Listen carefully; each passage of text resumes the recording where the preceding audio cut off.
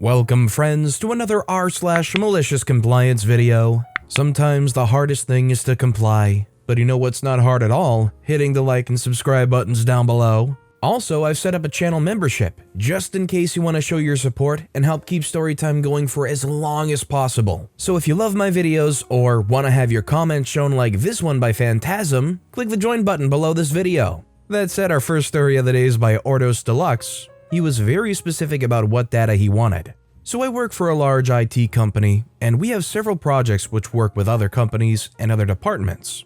It's pretty gargantuan, so it's super easy for you to come across teams or people who you'll never have met despite having years of service within the company. In this story, I've been assigned to a project where we're migrating legacy data from one old system, let's call this Pepsi, to a new one, let's call this Sprite. Normally, this would be a fairly trivial exercise, except for two things. The new system is air-gapped for security reasons, meaning that any inbound data transfer needs to be handled via removable media. 2. The project manager assigned to the project is a complete jerk, and completely disregards the advice of the technical staff despite having no understanding of our tech himself. So we had a call today to discuss what data would be captured, how much was needed, etc. In this discussion, the subject of file attachments was brought up.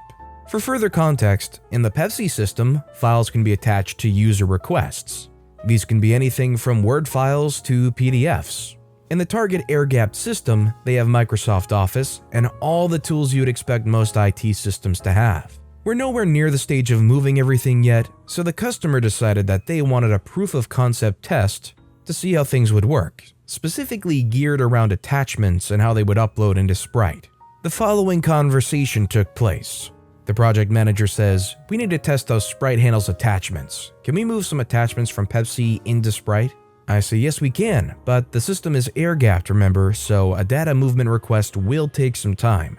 Also," the project manager says, "That doesn't matter, just get it done."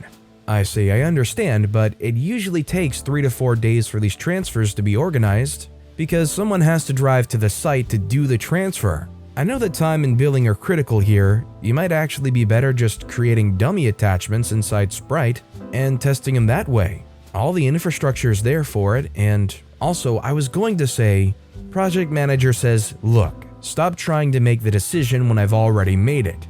Make the arrangements to get this to happen." I say, "Okay, can you send the minutes out with this included, please?" The project manager obliges, expressing in the minutes that go to every man and his dog, explaining that he's rejected my solution and that we'll wait for the actual data. Because I work in day-to-day operations with these tools and I know everyone involved, I was more up to speed than a management type who only had a passing interest in us for as long as his project assigned him there. In my response, I finally get across the point that I was trying to say in the meeting. I would arrange the file transfers immediately, but of the staff who had security clearance to access Sprite, that weren't on the opposite side of the world, one was in maternity leave, one was off with COVID, and the third had left the company the previous week. I estimated that it could be as much as 3 weeks before his request was completed. Don't think he was very happy based on his response. In situations like this, where somebody's being very hard-headed about just getting something done, talking over you, when you have a very important point to make, do you believe in those moments it's fine to get a little heated and make sure your point is out there? Or do you think that that person's intentionally sinking themselves and if they're gonna be that insistent, it's not worth the bother? Let me know what you think in the comments down below. Our next story is by Appropriate Emotion 63. Would you like some coffee? Some background context, my girlfriend has a personality of an angry chihuahua sometimes. She'll be petty about something out of nowhere, but she doesn't know how petty I can be. One day, I was rushing out after work to go to the gym. I was kinda pressed for time, so I thought I'd make myself an espresso shot as a pick-me-up before I headed out. I usually offer to make her one when I make one for myself, but it was late in the evening so I didn't know if she would want one because it might keep her from sleeping. Plus, she was just chilling in the next room, plus I wanted to get to the gym. Yes, I still felt bad for not asking her, but that's besides the point. Make my espresso, down it, and started heading towards the door. She says, "Wait, you made a coffee and didn't offer me any?" I say, "Yeah, I have to get to the gym." She says, "I thought you'd have offered to make me one too. The least you could have done is ask." "Just do you then." I do me and head to the gym.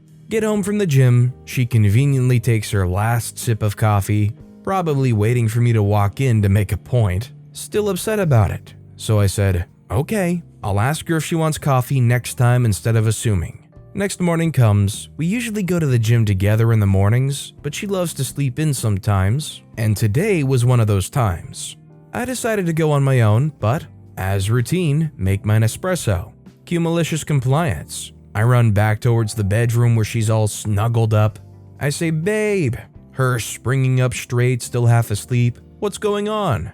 I say, I'm making coffee, do you want any? We had a good laugh, she went back to bed, I went on my way. This is one of those things in hindsight where I feel like it would have made sense in the moment and done the same thing, and then you get guilt tripped about it and you're like, well, I guess I could have taken 2 seconds to walk in the other room and ask. But then you go to the gym and you're working out and you're like, wait, why do I have to ask every time I make coffee? In the middle of lifting heavy weights, like, I don't have to ask every time I make an espresso. Then you get back home and you're promptly, yes dear, yes babe, okay, I'll ask next time. Our next story is by Sia Soya. Hey, remind me to pick this up. Okay, ma, please pick this up. This is a relatively short and simple malicious compliance. Every time my mom asks me to remind her to do something, I remind her immediately after she says it. Hey OP, can you remind me to pick up those aqua socks from the repair shop? Okay ma, please pick up the aqua socks from the repair shop. Of course, the spirit of her request is to ask her later or after a while, so of course, I remind her when we're in the middle of something. In the middle of buying Speedos, funnily enough, I say, oh yeah ma, don't forget to pick up your aqua socks. She says, dang, you're right. Funny enough, I feel like having these kinds of exchanges might help somebody remember things a little bit better. If you have like a little cutesy exchange and you laugh or you're like, okay, I feel like later on, my mind might go back to that moment and actually remember. But it would be nice to be reminded of whatever later on too, just in general. This next story is by Sergio0713. Won't reimburse my cheaper version of the books? Fine, I'll order the newest, most expensive versions. Back when I was in college, I worked part-time for a big company that had tuition reimbursement. Normally, the tuition reimbursement process was long, but the people who processed it were cool and helpful.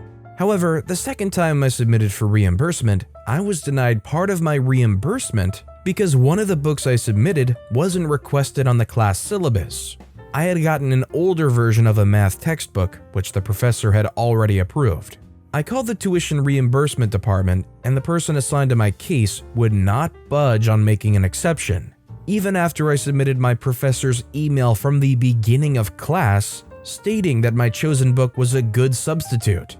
Eventually, I got a mean email with all the rules of the tuition reimbursement process, in which it said that reimbursement could be submitted up to 90 days after the class ended, and that all books on the syllabus would be covered.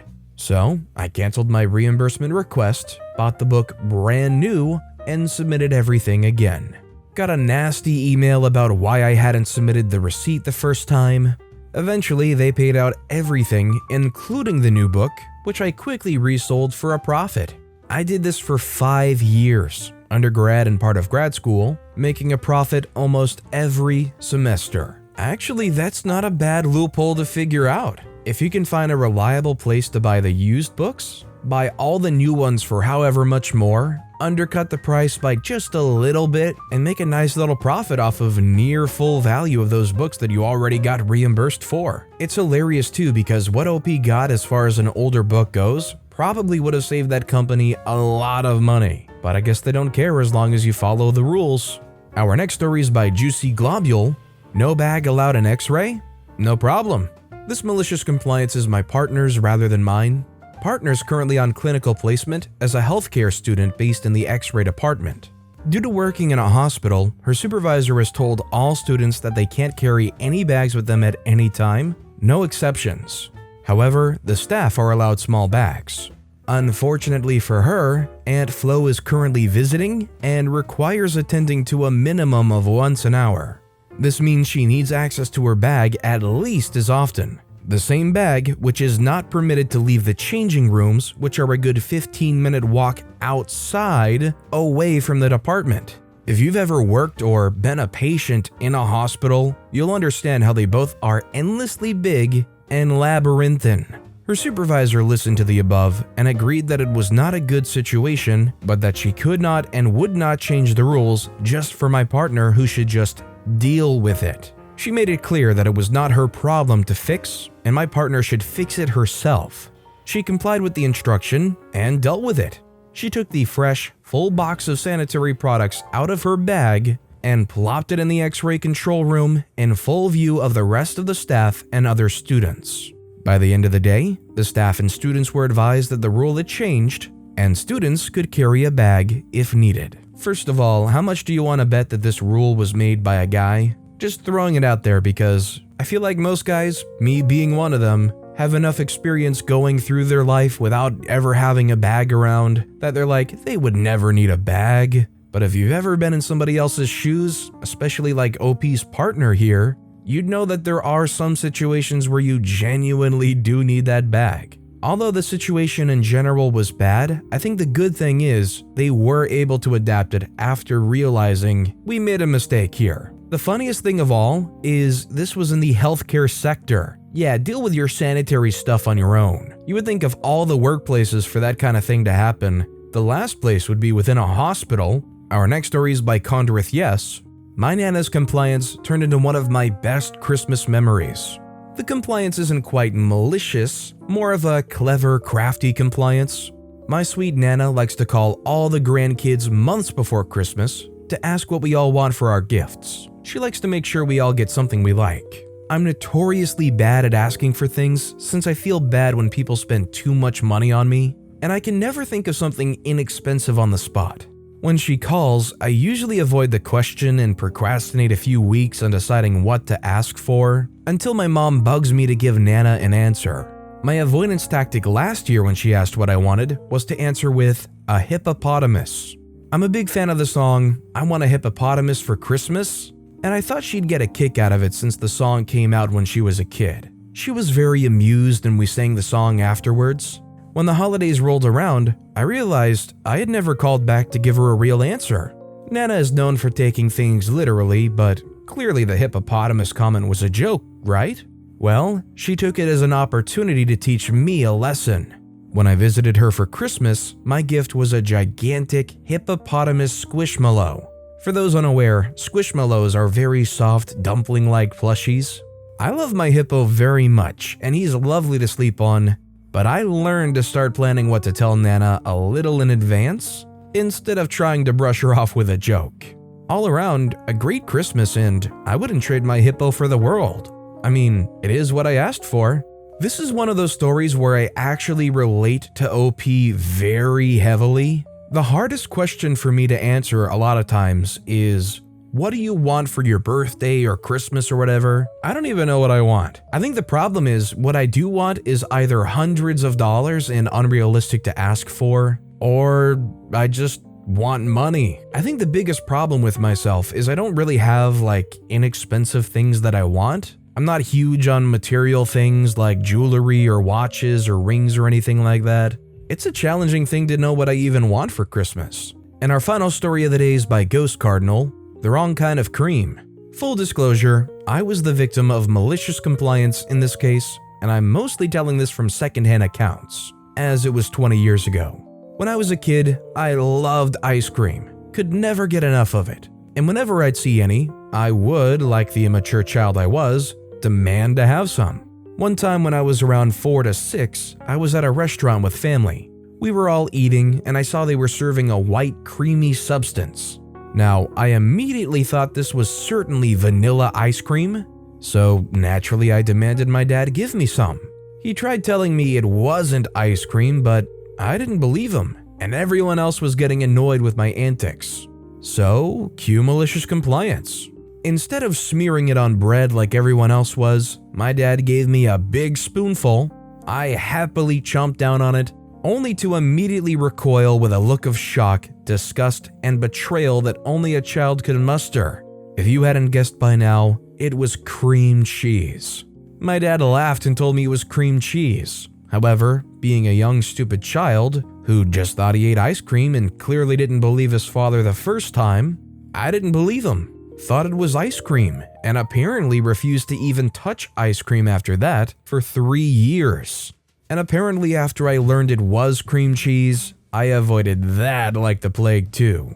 Luckily, I've overcome this youthful foolishness and enjoy both ice cream and cream cheese. But lesson learned, always know what you're eating before you eat it. This just gave me shameful memories. As a kid, I think my parents took me to a buffet place. It was probably Golden Corral. And I was in like the entree section, and at the very back corner there was this one thing. I couldn't quite make out what it was. I don't know if there was a label or anything like that. So I got a few spoonfuls of it, just like a decent little serving of it on my plate. I bring it back, and my family all go, "What is that?" And they look closer and they go, "Steven, why did you put so much butter on your plate?" And in that moment, kid me was mortified that I didn't know it was literally butter I scooped onto my plate, and I had like a mashed potatoes-sized serving of just butter on my plate. Well, if anybody needed any butter, I had it. But with that being said, that's all the time we have for today. So of all these stories I've read today, which is your favorite and why? Let me know in the comments down below. And if you haven't yet, if you could like and subscribe, that would mean a lot to me. Whatever you do, whether it's liking, subscribing, turning notifications on, all of it helps grow this channel, and I appreciate the heck out of it. So until next time, I'll see you all tomorrow with some more stories.